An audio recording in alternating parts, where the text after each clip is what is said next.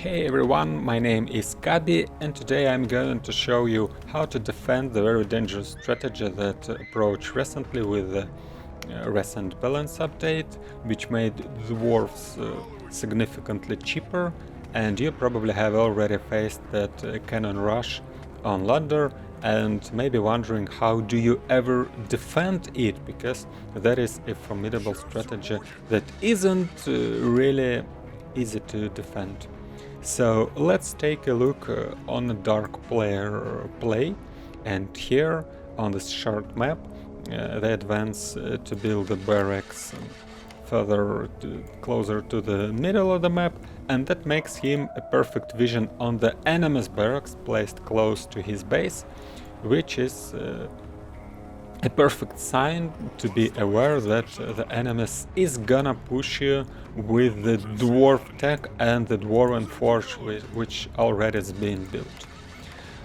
The dark player is not confused by any means right now. He keeps on playing his own build, taking up to 8 workers, then goes the goon, proceeds with the pixie and also the sawmill. So he pretty much is doing his economy-oriented build, adding the 9th worker, and that is pretty much the build that the winner of the recent Russian community tournament showed us in the process, going up to 9 workers with the early sawmill. And the aim of that build is to get the fast goblin tech, and it should be pretty much what the dark player is about to do.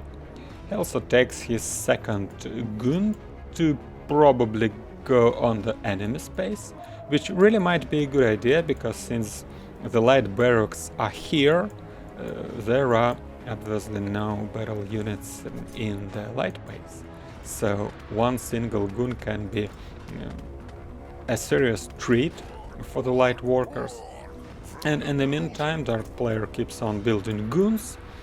He is perfectly aware that the enemies got the second racks, and meantime the tier 2 citadel is ready, and the dark player has enough resources to build pretty much anything he wants.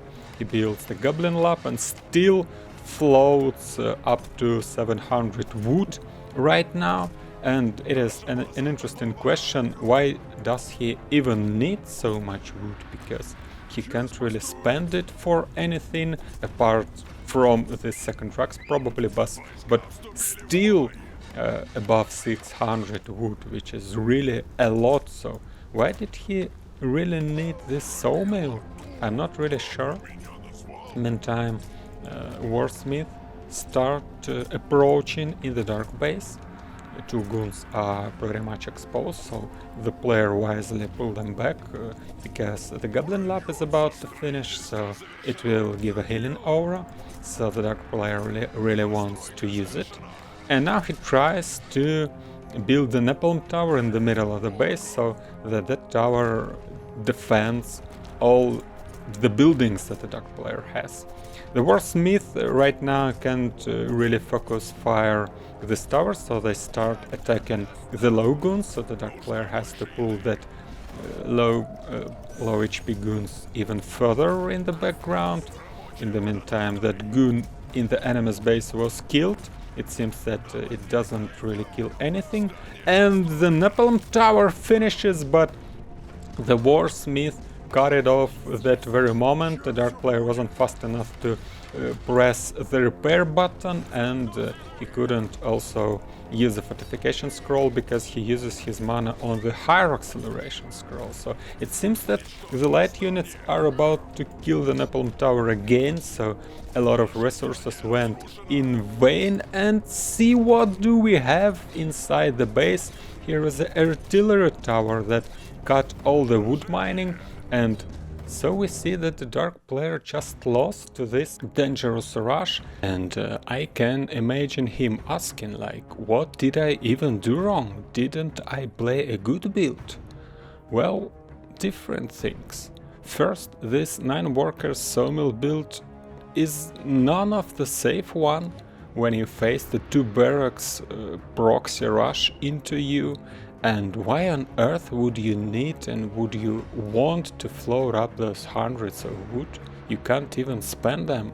Then if you send out your goon and you opt for having one less unit in the defending, of course you want to make sure that it attacks workers and not some random building. And then, if it comes up to place the defense tower, if you face the melee units, of course you want to surround it with your old buildings, so that the enemy's units can't surround it. And if you place it in the middle of nothing, then of course it will be easily focus fired and cut down.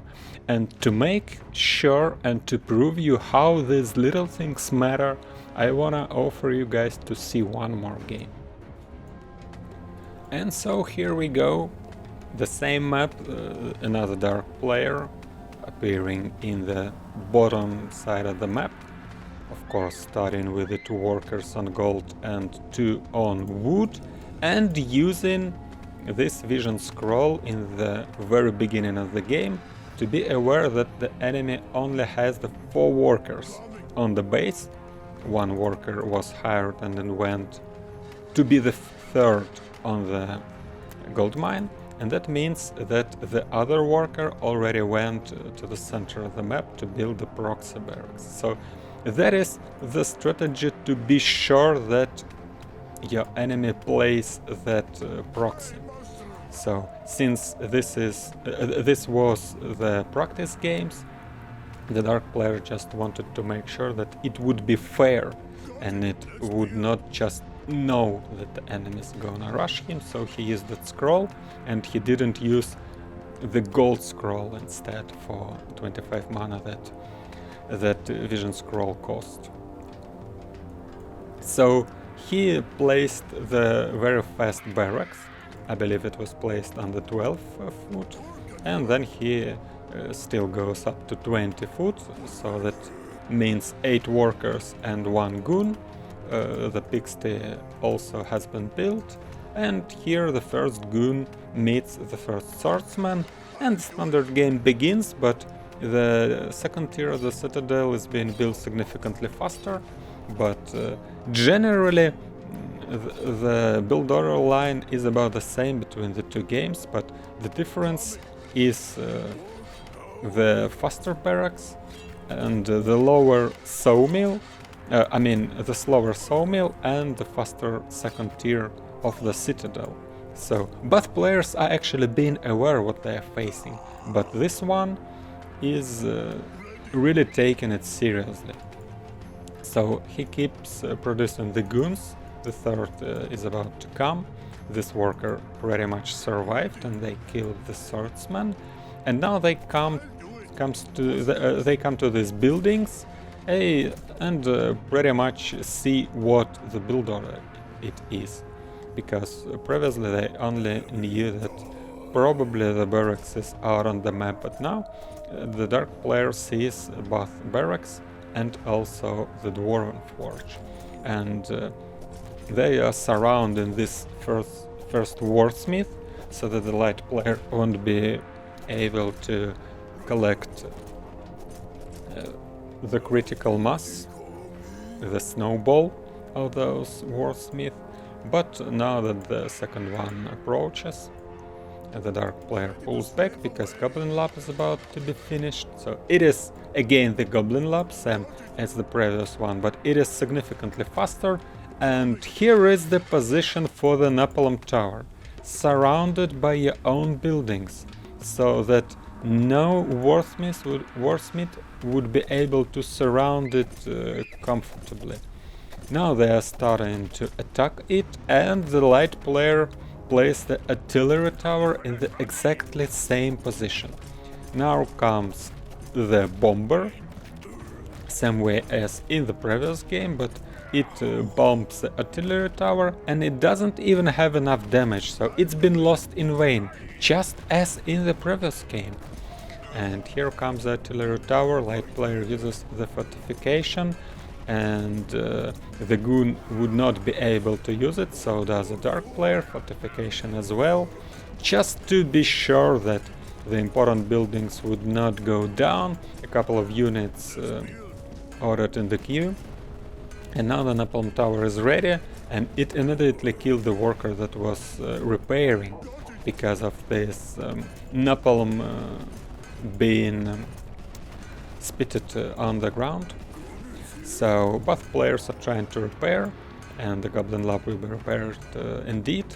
Artillery tower goes down, and here it is.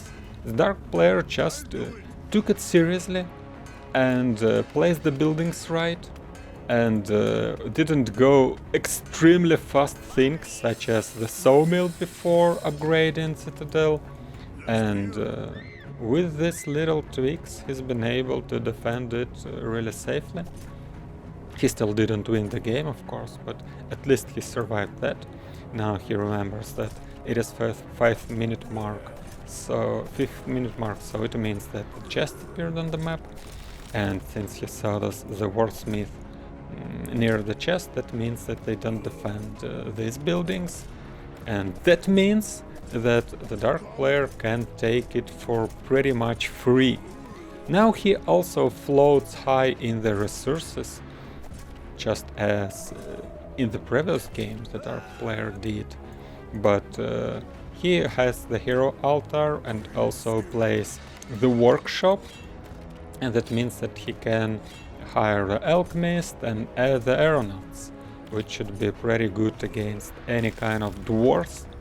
The Dwarfsmith been able to take down the first Pixie, because it wasn't covered by the attack range of this napalm tower. And here comes the worker to repair. It is the far worker, which is, by the way, won't be happening anymore, because we changed the algorithm, and now the closest worker will always be assigned to repair. But in this game it didn't happen, because it happened in the previous patch. Not balance patch, but the game patch. And it wasn't applied yet. And that is the reason why this altar of heroes wasn't repaired, and the dark player lost the hero altar along with the alchemist. So he lost a lot of resources, which could really put him back in the game, but the important part is that he destroyed the Dwarven Forge as well as the 2 barracks, and he comes into the counterattack to see what his enemy is being up to. Now he sees the 2 copters, but there isn't any trouble, because he's already up to the aeronauts, and alchemist is soon to come as well, but aeronauts alone will be enough to defend the helicopters, of course. The 3 goons are still alive, and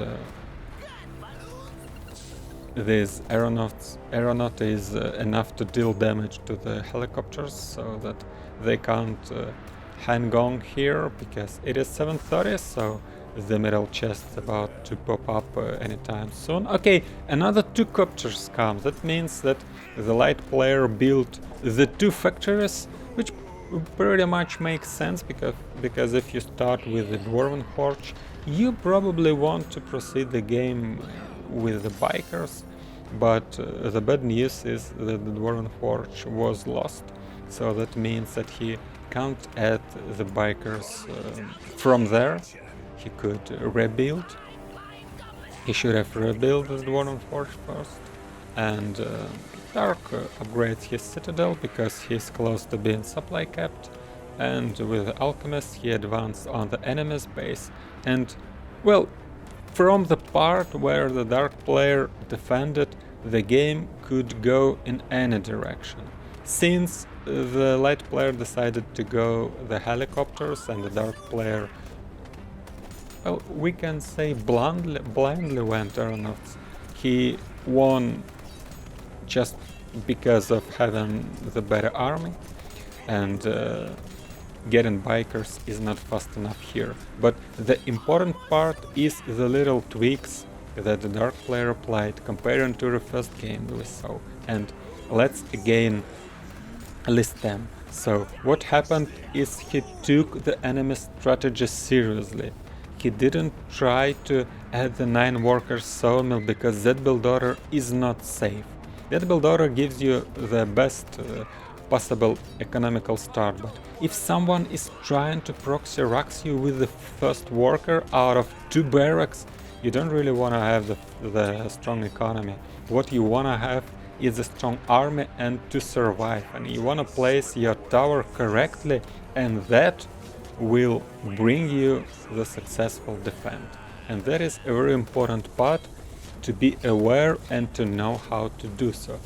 I hope that you guys will not be caught off guard with this strategy anymore. Probably you can't defend it from the first take, but at least you will know how to approach this. And there is another important part, how to defend it for light. But this is probably will be a matter for the future videos. And for today I'll wrap up. That's it. Thank you for watching, and I'll see you next time. Bye bye.